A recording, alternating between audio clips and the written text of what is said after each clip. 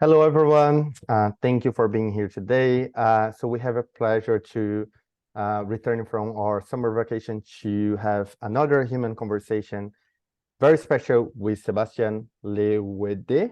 I hope I pronounced perfectly, who is a postdoc scholar at the Center of Governance and Human Rights at the University of Cambridge.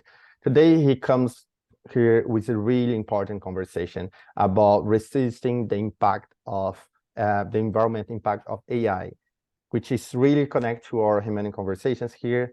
And we really hope our audience can contribute with questions for we have a really productive conversation here. So first of all, thank you for accepting our invitation, Sebastián. And the floor is yours. Thank you. So I'm gonna share my screen first. If I manage to find here.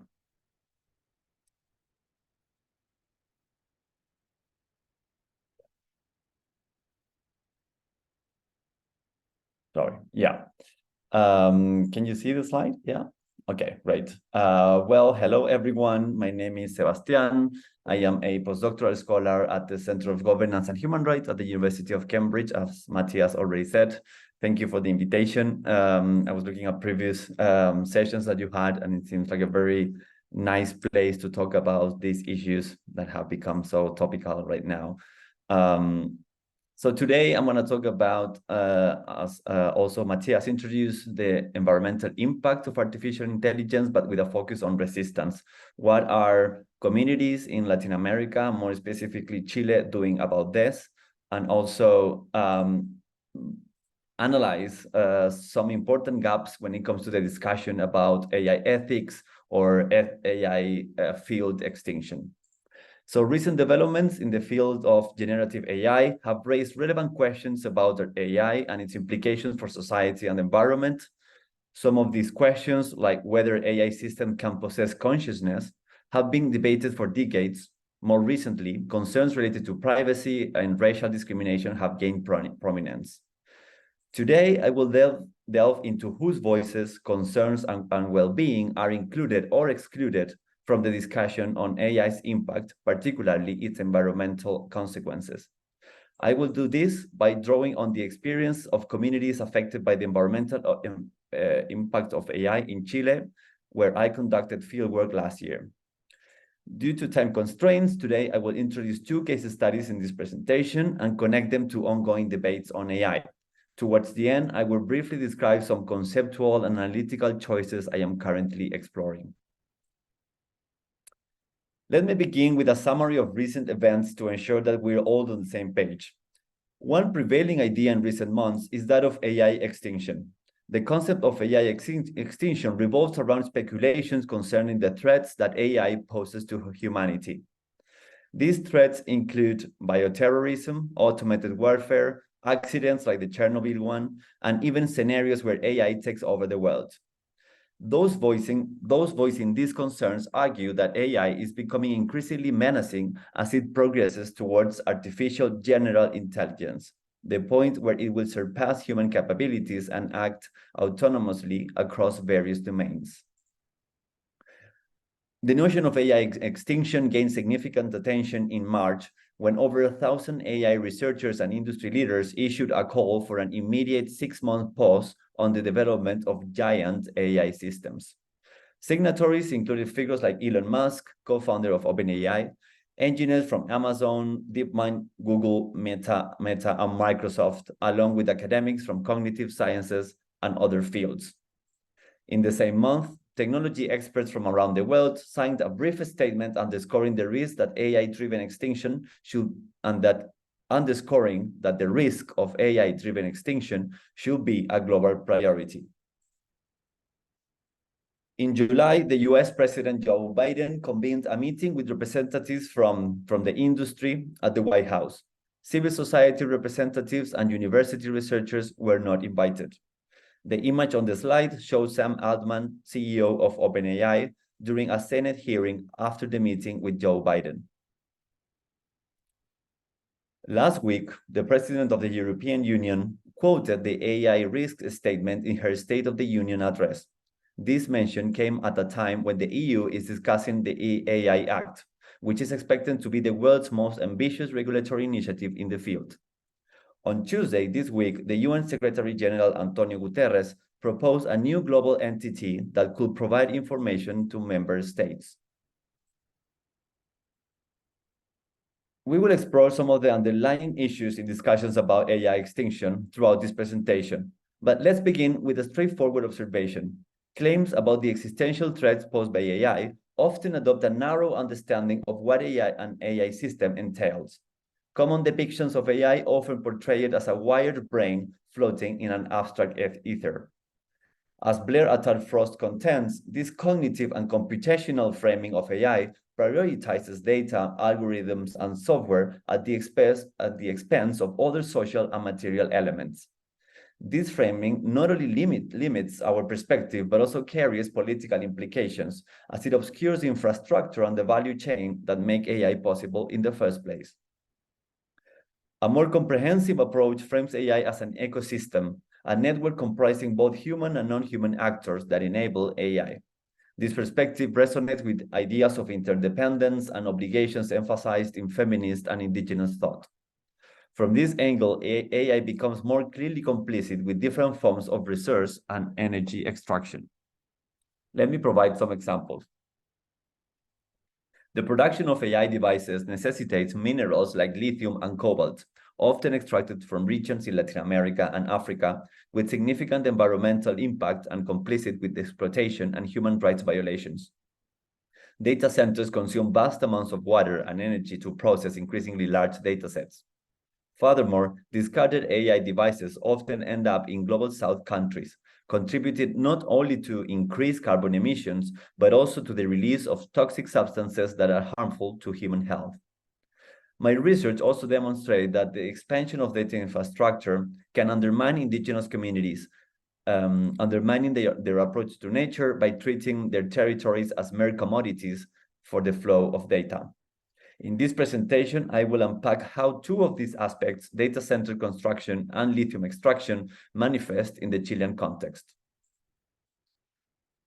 The first case study takes us to Santiago, the capital of Chile, where in 2019, Google announced the construction of a data center in the working class area of Cerrillos.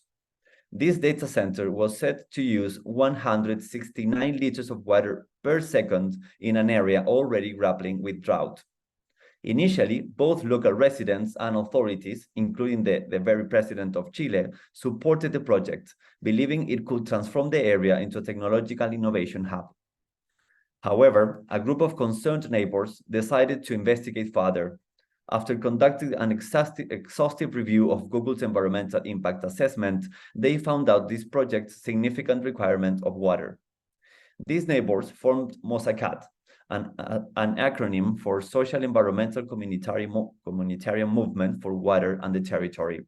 As depicted in the photos, they put up posters, organized protests at the construction sites, and disseminated information at local markets. Lacking the resources of Google and the authorities, they also organized fundraising events. Another challenge they faced was a lack of technical expertise. Reading the environmental report was already a time-consuming and energy-intensive endeavor. Even when they sought for help, they struggled to connect with engineers or technical experts who could help them understand how data centers operate and explore potential alternatives to Google's water-intensive cooling system. Critically, when MOSACAT raised awareness about the data center, they couldn't find reliable information about the availability of the supply of underground water in the area. As they explained to their neighbors, this meant that after the data center's construction, locals might no longer be able to flush their toilets or take showers. Like other drought-affected regions in Chile, they will become reliant on water trucks for their daily needs.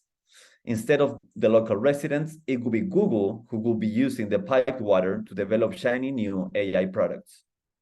In the same year, MOSACAT convinced the municipality of Cerrillos to include the following question in a local non-binding referendum. Do you agree with the construction of the Google data center in Cerrillos? After an intensive campaign, only 38% of residents approved the project, while 49% rejected it. Google has not provided any public updates on the status of the project since then. Before we proceed to the next case study, I would like to show you a graphic that Mosacat shared on social media that encapsulates the main tropes of their activism. In this image, you can see Google's logo entwined with the school. The hands of this school are grabbing the water, symbolizing appropriation. A paper scroll cuts across the graphic with the words, "No to the data center, free up the water." At the center of the graphic lies a water woman, a nod to the feminist movement in Chile, according to Mosacat activists. The second case study concerns lithium extraction in the Atacama Desert. As mentioned earlier, lithium is a crucial component in rechargeable batteries used in devices like smartphones and Amazon's AI assistant Alexa. Currently, Chile is the world's second largest lithium supplier. Its lithium exports increased by approximately 777% in 1 year, primarily due to the rise of electric cars. Two companies operate in Chile, SQM, with mainly Chilean and Chinese capital, and Albemarle, with mainly US capital. Lithium extraction in the Atacama Desert relies on extensive water use. The process involves pumping brine pools that are left to evaporate on the surface. This method is employed in one of the driest regions of the world. Documented environmental impacts include decreasing flamingo populations, the degradation of centuries-old oases, and significant losses in microbiological diversity. Lithium extraction also disrupts the traditional way of life of the Licanantay people, whose existence is deeply tied to their unique relationship with water, which they regard as sacred. Over the past decade, the Licanantay people have protested to raise awareness about the social and environmental impacts of lithium extraction. They have also engaged in dialogue and reached agreements with mining companies operating in the area. They have established a research team to better understand the effects of lithium mining in a way that incorporates their Licanantay knowledge. This year, President Gabriel Boric announced the Chilean lithium strategy. One of the primary objectives of this policy is to accelerate lithium extraction, opening new salt flats mines and attracting more companies. The first activity related to this strategy was an in-person meeting between the president and local communities, as shown in the photo. However, a letter signed by several Licanantay communities and environmental activists criticized the lack of participation in the process. In fact, the goal of increasing lithium extraction is not up for discussion. This quote stems from a presentation by a Licanantay leader at the Chile Madrid COP25 conference in 2019. It reads, our communities and people are extinguishing because of water extraction. We are leaving people without water in order to enjoy these electronic devices. It's worth noting that this presentation took place 4 years ago when discussions about extinction and existential threats were not as prevalent as they are today. Yet, this indigenous leader is relying on the idea of extinction, using that very word, in connection to digital devices. Unlike the letters and statements signed by tech experts, this concern did not garner global media attention, nor did it prompt authorities to establish working groups or develop new regulations.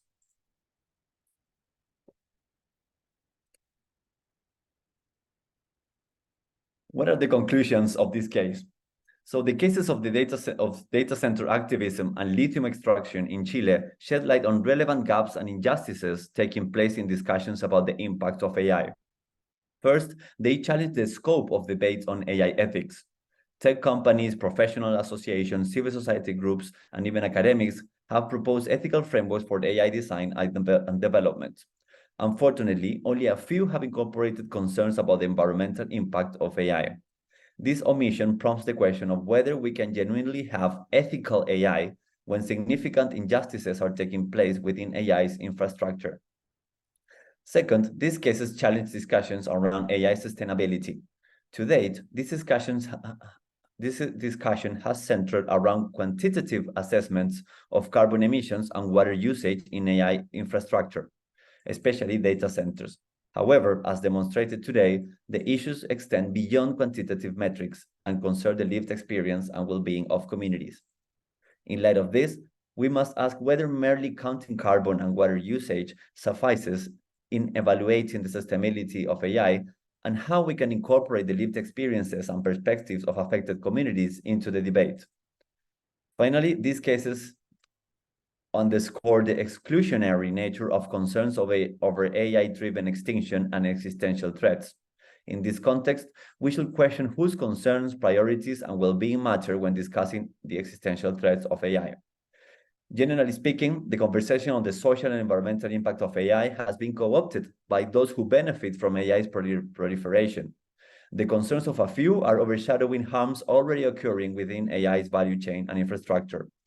At the local level, the debate is being shaped by the economic and symbolic power, as well as the technical expertise of technology companies. However, some activist groups are pushing for change through their dedication and perseverance.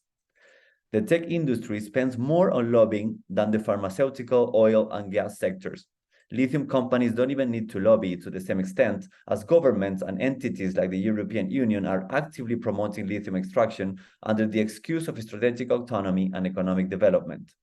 In contrast, local and indigenous communities find themselves navigating a complex bureaucratic and technical landscape. Also, data center construction and lithium extraction are only one among a set of other threats to their well-being. As I mentioned earlier, this presentation introduced two case studies and connected them to ongoing debates on AI. Due to time constraints, I couldn't delve into theories or undertake a more comprehensive analysis.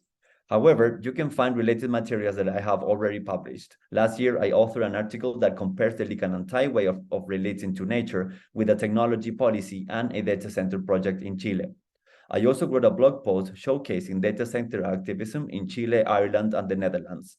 This post was based on the Data Territories conference I co-organized along with colleagues at Cambridge. I'm also working on two publications based on the cases I presented today. One of them focuses on the type of ethics emerging from local and ancestral activism, which I term elemental ethics due to its focus on water. Additionally, I am co-authoring a more macro-level article with Ana Valdivia from the Oxford Internet Institute, examining the reconfiguration of centers and peripheries in times of AI. Also, here are some references that inspire my presentation today, in case you're interested. Thank you, and looking forward to having an engaging conversation with you. Thank you, Sebastián. It was a really great introduction for us to the topic, and I'm really looking forward for this conversation. But first, before we jump in this conversation, I want to ask our audience to send questions in the chat, because then we can ask Sebastián. Also, comments are welcome, so yeah, please feel free to do that. One of the things that I want to bring for this conversation, it's the case that you brought is about Latin America, right? So if you can provide us some background of your research that led to this environmental impact of AI in this region, and why specifically Latin America, and if you think about this in the exploitation of this lithium, cobalt, and other elements are very strong also in Africa.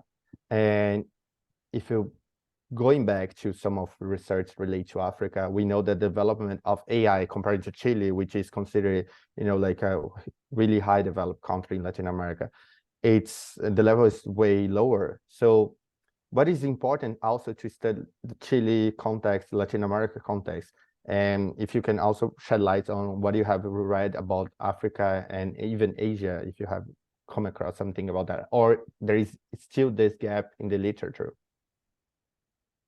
Yeah, well, that's a very good question. So, I mean, first, if you look at the Chilean context, for example, there are interesting policies and incentives for the development of AI systems. But for example, there is a recent publication, a report called, I think, let me find it here.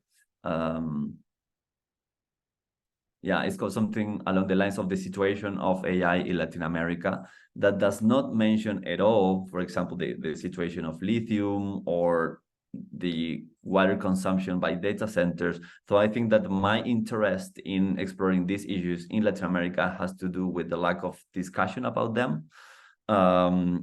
In my work, I have mainly used decolonial theory, mainly to highlight the fact that usually the way we think about technology comprises an uncritical acceptance of the framework of frameworks developed elsewhere rather than frameworks developed within the country. And I think that's actually happening when it comes to the conversation about AI. We are talking about, existential threats. You can see that in the press, in academic debates, but we're not talking about what's going on in the case of the Atacama Desert, for example, or as well in lithium extraction in Mexico as well, gold mining even in Brazil, which is also used for the development of technology. So there's a big disconnect that I think we need to challenge by surfacing these kind of issues. And more personally, these type of concerns arose in a more inductive way. So my previous research was about the governance of astronomy data in Chile, because for different reasons, there are lots of astronomy data in Chile.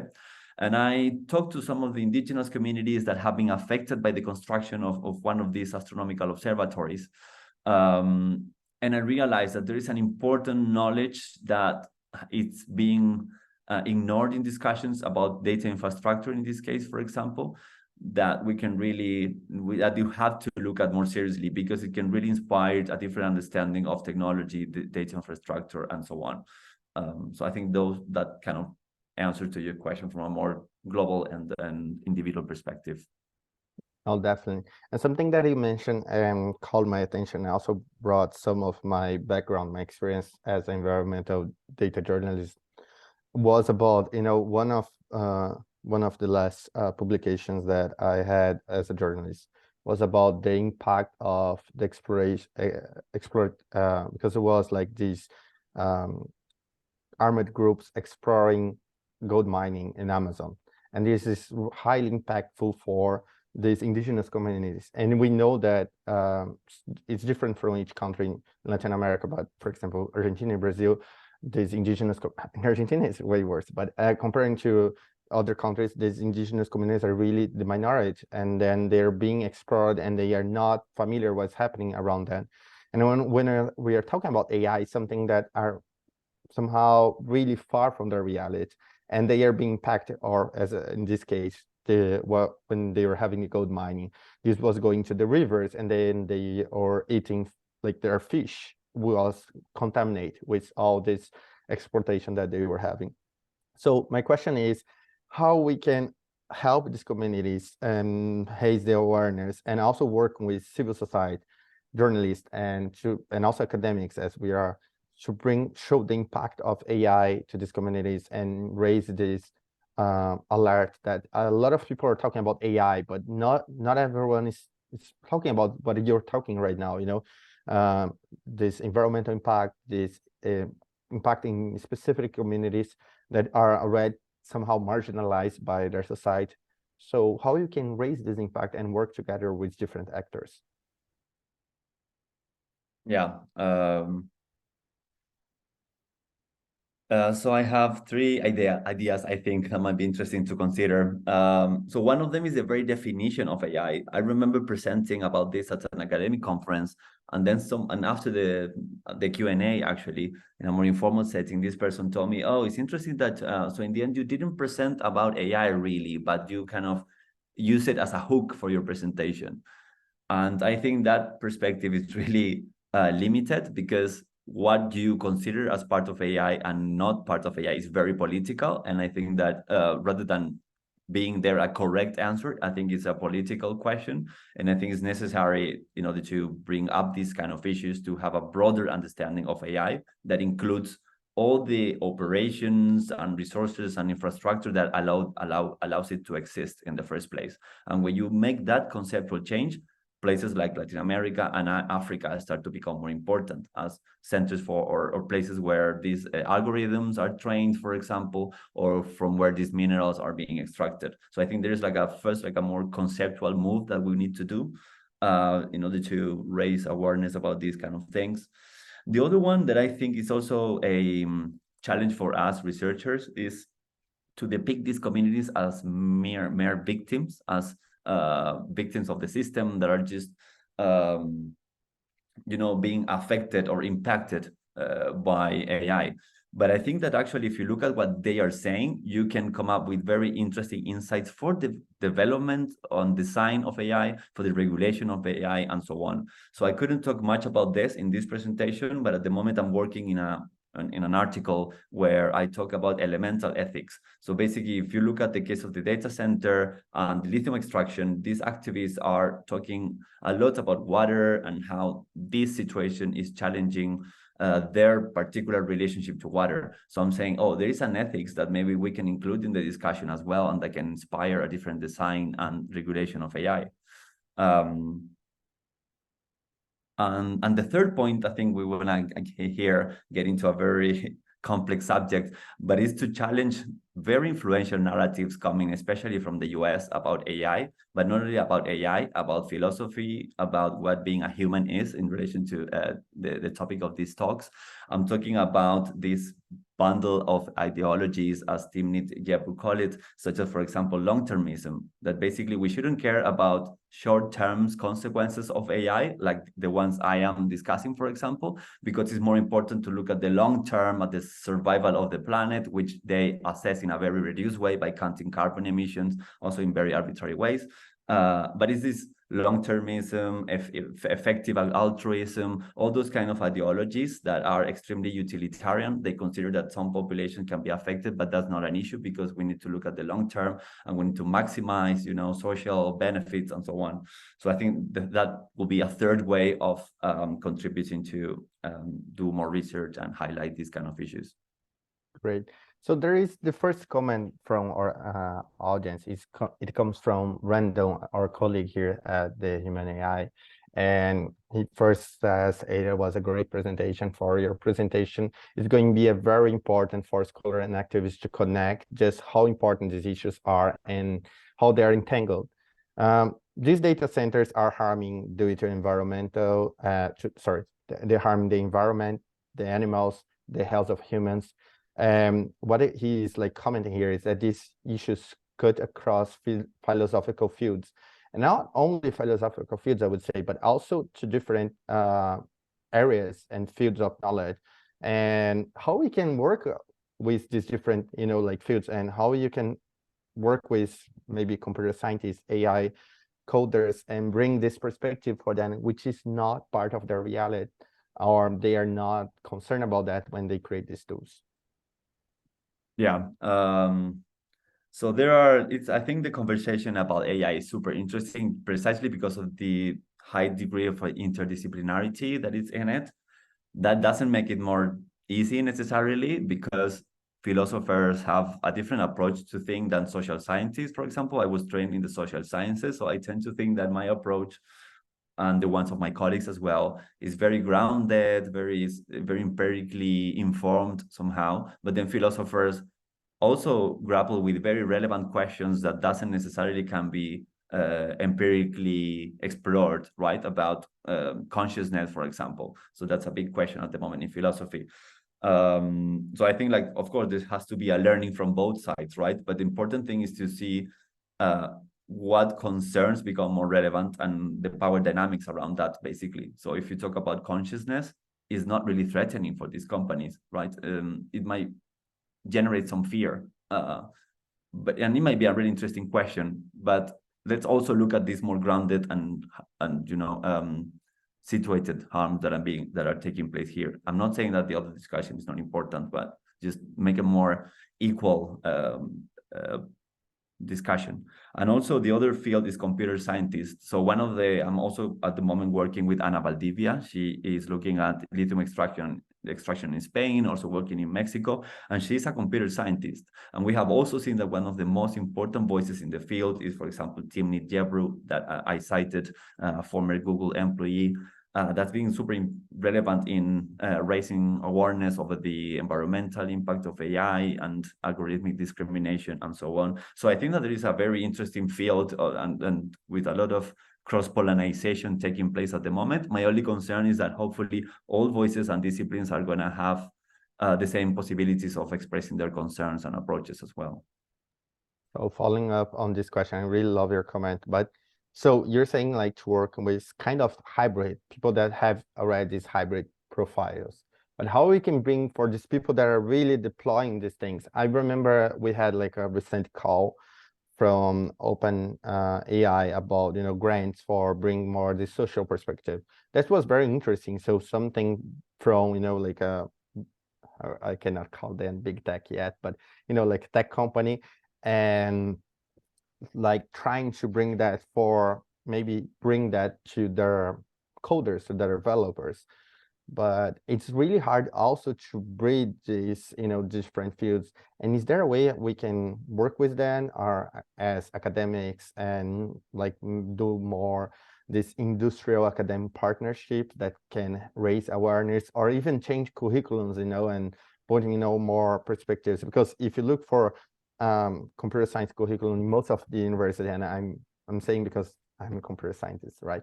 So when I studied, and also when I did some of my exchange program, I remember I had like 1-2 courses that were from humanities or social science. And well, I couldn't learn any of this discussion when I was back there. When I moved to media, that I could, you know, raise more this awareness and more this conscience.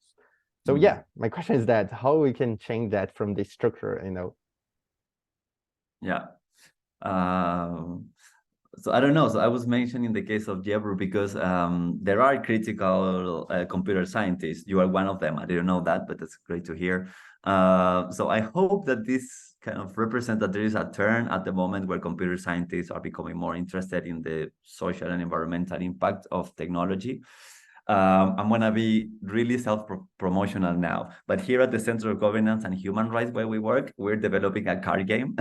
So it's based on actual research where you have, for example, different characters and different technologies, and you need to think about the connection between them. So the idea that we have is that there's basically very interesting critical research, but it is necessary to translate it into something more easier to take for people from different disciplines, because sometimes we use complicated vocabularies, concepts, and so on. And also computer scientists, I've heard so that they tend to be really nerdy or playful somehow. And we thought that, I don't know, a card game could be interesting, where you have, for example, characters. And this is a game that we're developing here, but also different. I've been in touch with activists in Mexico, for example, from Surciendo, or Paola Ricaurte, an academic from Mexico as well, who've been working on different kind of games as well to get more people engaged in the debate, not only computer scientists, developers, but also business developers, who are also key players here when it comes to decision making, policymakers as well, and other people. So hopefully, I think in my case as an academic, it's mainly about, I think we need to keep doing the theory-informed research, of course, that's necessary, because that gives substance to what we do, but also adopting a vocabulary where we can actually exchange, and also not only us talking to them, but also we listening to them, and what are their concerns and how they think about these things. For example, we need to learn about, you know, the vocabulary, their practices, and so on. So I think there is a lot of mutual learning that can happen that would be interesting to see happening. Definitely. And how can we get access to these cards? This is a really important thing. You mentioned that, but you forgot to tell us how we can have access to that. So we are piloting them at the moment. They're not publicly available, but as soon as they are, I'll get in touch with you, and happy to, I don't know, organize like a visit or something when we can try them out. Would be definitely, and also other people who are definitely interested to learn more. We have other question from the audience. It's from Mauricio. Seeing as AI plays a key role in extractive industries, to what extent do you think Chile's interest in these types of AI-related projects driven by industry needs? It's a really important question. And also when we think that Chile has a leftist government in theory. So what is your opinion? You mean what's the interest? I mean, the perspective of the Chilean government on AI, or? Here is like the Chile interest in these types of AI-related project. I do understand Chile in this case as a government. Yeah. So depends. If you look at, as I said, existing regulations and directives stemming from the government in Chile, which I think is in Latin America is one of the most proactive ones. Unfortunately, there is no much connection about lithium extraction, data center issues and AI. And that's very unfortunate because, as I said, that means that we're basically importing frameworks and concerns without asking ourselves what is our position in the whole value chain of AI. Now I have to say it's even if this is a left-wing government, progressive, it's been not, that hasn't been the case when it comes, for example, to the economy. So the National Lithium Strategy, which was announced this year, some media reported as it being consisting in a sort of nationalization of the lithium, but that's not the case. It's mainly, it promotes the formation of public-private partnerships. But also, like, after the announcement of this project, the local communities, Indigenous communities I've been working with, they issued this statement rejecting the strategy, because basically the strategy already sets out the idea that there needs to be more lithium extraction. So that was not discussed with the local communities. So that's very unfortunate. And also another problem is that sometimes there is a revolving door between industry and the government as well. So that makes it difficult to figure out whether the policies are being advanced for the sake of the population or private interests. The current Ministry of Sciences, for example, she worked for Amazon. So she worked for the government, I think until 2018, and then worked for Amazon, and then now is back at the government. So it's really interesting to see these things happening, and also how lack of critical awareness there is. So basically, the fact that probably these authorities have worked for private companies is seen as something good, right? As something that is gonna bring about more innovation, but there is no proof of that. So yeah, I think that's how I see things in Chile. But I haven't conducted research on alternatives being developed in Chile in particular. So I think that's an area that we need to explore further as well. Yes. Yeah, audience, please feel free to send more questions. There is another very interesting question, and that's, for me, is like a really important thing, because you're thinking about, like these actions that were like somehow trying these voices of resistance. But the question that comes also from Randall is, has there been any violent response to AI data centers from communities that you are aware of? And maybe also the government, because maybe they're trying to protect, these tech companies and and these people's, let's say about indigenous peoples, they are already, as I mentioned before, marginalized by some of our governments here in not here in Latin America, there in Latin America. So yeah, this violence is also something really important aspect, because resistance is not about being there, but also resistance to, actions that, for example, put, like police officers against these people, and they are like going with all the violence that they can to like protect these tech companies and not these people that they should be doing. So yeah, if you know about anything about that, and if you could share with us. Yeah, so it's interesting the use of the word violence. I think it connects with the discussion about neoliberalism that is very topical right now in Europe, especially, I think maybe in the US as well. I haven't heard that much about neoliberalism in the Latin American context. And no, in the case studies, I didn't see much violence taking place. So it's important to acknowledge one thing, which is that in both cases, there is also strong support for both the data center and the lithium extraction.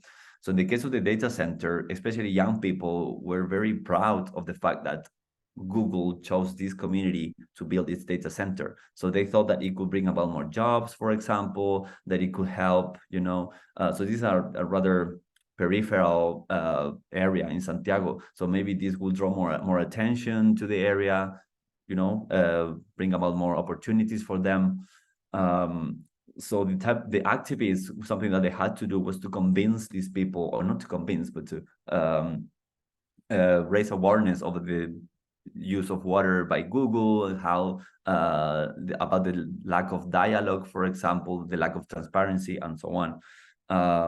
So probably going to, trying to burn this data center. It hasn't been built though, but for example, they could have occupied the construction site. But doing that would have involved, I think, risking more opposition from their neighbors who were less radical in their rejection of Google. So I think they were very strategic in that sense. In the case of lithium extraction, few of the people there are for the abolition of lithium extraction, and it's for a similar reason. There are communities or villages where almost 70% of the people depend on lithium mining companies economically. So it's a very complicated situation where they can have an idea of how things should be, but in their everyday life, they depend on these companies. So some activists told me, well, I will be for the abolition of lithium extraction, but I cannot because I depend on them, and there's no other mode of subsistence here in the Atacama Desert.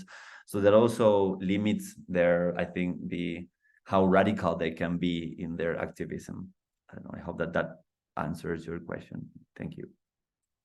No, yeah, definitely that answers a bit of a question of Fernando. This one thing that I think is important to bring to this conversation, as you said that there is a value chain in this conversation, right? So people that are being really affected if we remove this from their, like for economically speaking. And I remember, as I was saying about, again, the Amazon Underworld project that I was working for, and this project, we saw that even these armed groups causing a lot of damage, they were really important for the economy of these indigenous communities and these people that live in these really small towns, because that's the only way that they could, make some money. And that's a way that for them it was like making, the best of what they had there, and, like somehow sustain their families. Otherwise they would be like really in a bad situation. We have another question. It's quite long, but here, so it's from our other colleague here, and then the question is here. So he also thank you for your presentation, and it's very clear what you're saying about the broader impacts of AI project in the infrastructures. And he's saying that he assumes that some of AI companies are very consumerist and market driven, but some of them might have greater values, say in terms of advancing important scientific knowledge. You mentioned observatories and astronomical projects in Chile, which may or may not be justified. But let's assume that a particular AI project is justified and valuable to the point that it's justified to put some people at disadvantage. I think more or less what I was discussing right now. So in those cases, how do you think should we understand the responsibility of different actors to mitigate the harm caused to certain populations who are harmed as a result of these AI-related industries? It's a really complex question, but basically what he's trying to say is how we can, it's from Sadyad. So how we can like mitigate the harms if these harms are necessary. Yeah, that's a very good question, because usually, yeah, when the construction of infrastructure or the extraction of resources is usually come with like very good justification. But I'm going to be very concrete in my answer. I'm going to look at the case studies that I did. And basically, I think a first point will be transparency. So Google wouldn't reveal what it was doing in this data center. You can say, oh, maybe it was doing Gmail operations or Google search, for example, support AI support, I don't know, processing of personal data, I don't know. But the neighbors didn't know what was this all about. So they didn't know their neighbor. They didn't know what Google was gonna do there.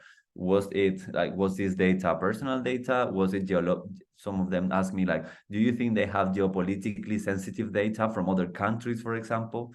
Now we're finding out that, for example, for the development of AI, some companies have dedicated data centers because they use so much water that you need to be more strategic. So you wouldn't use certain data centers in certain seasons when there is no much water availability. But I think transparency will be key here, so we can actually assess whether what's being done there is relevant. It's the same in the case of the observatories in the Atacama Desert. These are very, how to say it, have like very good intentions of finding out, what's going on outside our planet, to advance astronomical research that can benefit everyone. But first, local communities didn't know these astronomers, so they didn't know what they were doing. Again, it's the same problem. When some of these observatories were built, it was done under the commitment that they will share their knowledge with the communities, but that's scarcely happening. It's not a habit that they have. So they don't know, the local communities don't know who is observing in these observatories.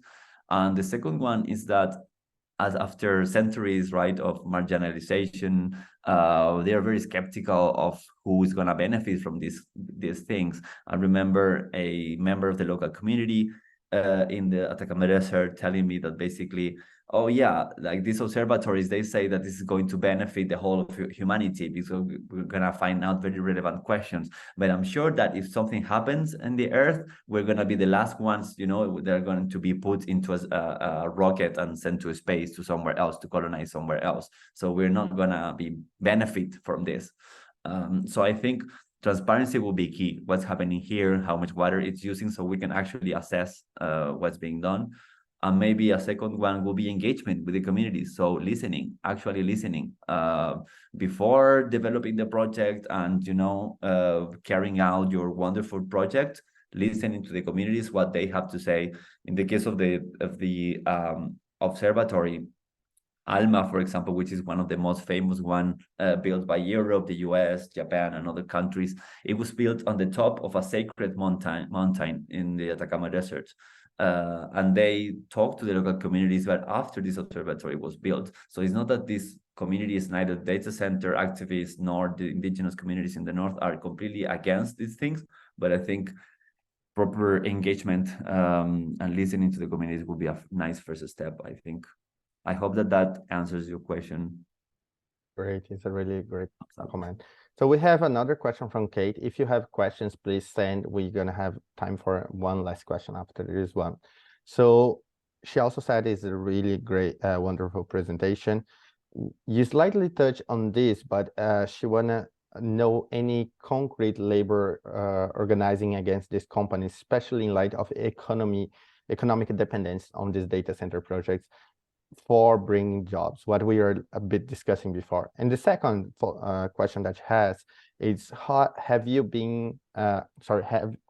seen how activists have mobilized against the discourse around the benefits of building data center in these regions, like more jobs? If it's so cool to have Google here, it's a big company recognizing that, our economy capacity or skills, because in my research, I saw a lot of that, this recognition associated to big techs. For them, it's really good to be associated to big techs. So have you seen something like that on this research, these two questions that Kate had? Yeah. So I haven't seen, well, thank you, Kat, for the question. I haven't seen much labor around organizing against these companies. I mean, from the perspective of data center activists in particular.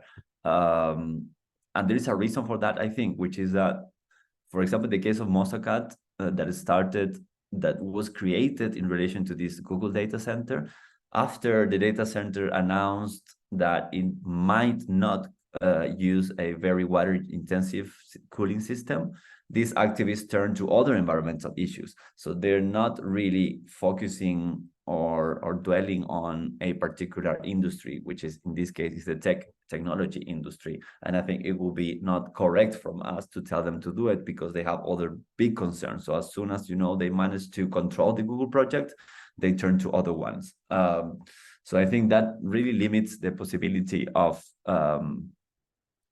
really organizing something with a more kind of structural support around these issues. So in 2021, I co-organized this conference, Data Territories, where we brought different activists from different regions, from Chile, the Netherlands, and Ireland, and it was super interesting to see how they will share similar concerns, issues, and it was the first time that they could meet with each other. So that was very interesting. But then again, that's time for them, that's efforts that they have to do. So it's difficult, I think. And when it comes to challenging their narratives, so that's something very interesting, because in my project, in the case of the Google Data Center in Santiago, for example, I am analyzing this in the framework of elemental ethics, because elemental ethics is a strand of philosophy, of environmental philosophy, that talks about our relationship with the elements, basically fire, water, and so on. And I'm using that term because something that these activists will tell me all the time is that they focus on water. That was what they wanted to communicate, to convey to their neighbors. Because if they would talk about digital rights, for example, the neighbors will find it a bit obscure, strange, privacy. We really want to use Google, Gmail, and so on.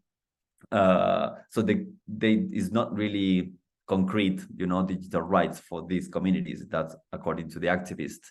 Instead, they only focused on water use, because that really will affect their daily life in a more concrete way. So something that elemental thinking has actually is how it focuses a lot on our quotidian relationship with these elements. So I think that what these activists have managed to do, which is very difficult at the moment for digital rights organizations, for example, is to connect technology with everyday harm or changes in our lifestyle, for example, that are very concrete and that the communities could actually imagine. So I think that one way, so to speak, of challenging the benefits of the job benefits and so on brought about by this type of projects is to focusing on the daily lives of neighbors. And who is better able to do that than neighbors themselves? So I think that's very interesting when there is a group of people who get activated and share their concerns with their community. So it doesn't come from a top-down fashion, so to speak. I hope that that's helpful somehow. Thank you. No, it's a really great answer. So now my last question. So we finish this conversation, and in a very way of open our minds to think ahead. So looking ahead, what are the key areas of research and advocacy that you believe we need greater attention in the field of AI environment impact, particularly in the global south context? Yeah, maybe I can mention two ideas. One of them is to keep connecting the dots, basically, to look at the whole value chain infrastructure of AI and spotting different injustices that have not really been discussed in relation to AI. There is an ontological, so to speak, reason for that, because we need to work with a ontologically grounded understanding of what AI is. But also it's strategic, because at the moment there is a lot of money, financial support, dedication to AI related issues. So I think it's a very good opportunity to showcase what's going on, to, for example, get funding that could help these communities voice their concerns. So I think the more we connect the dots when it comes to what's going on with AI, the better for the communities as well. It's a shame that it's like that. Hopefully we wouldn't have shiny new trendy topics, but we will be focusing on things that are more enduring. But that's how academia and other areas work. And the second idea is to focus on alternatives. So the case of the data center, for example, is very difficult because there are no reliable alternatives at the moment. There are some activists in Latin America, which is the context that I study, developing, for example, feminist servers that work at a different scale. There are people talking about low tech, for example, which will connect with ideas of the growth and so on. But I haven't heard about any project that will really represent an alternative. The problem usually has to do with the scale. So it's difficult for these activists to scale up their projects precisely because for them the problem is the scale. So I actually remember talking to an activist in Mexico about this, for example, feminist servers and those kind of issues, and asking her, okay, but how do you scale up that project? And she was like, and she told me, scale is the enemy. So that's also important, how to think of an alternative that is not hyper scaled, that the one that we have now, but that can work for different people as well.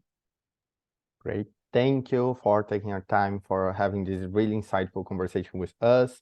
So I want to say for everyone that was here and everyone who's going to watch later, this is going to be available on our YouTube channel. If you haven't subscribed our channel, please do it and activate the notification.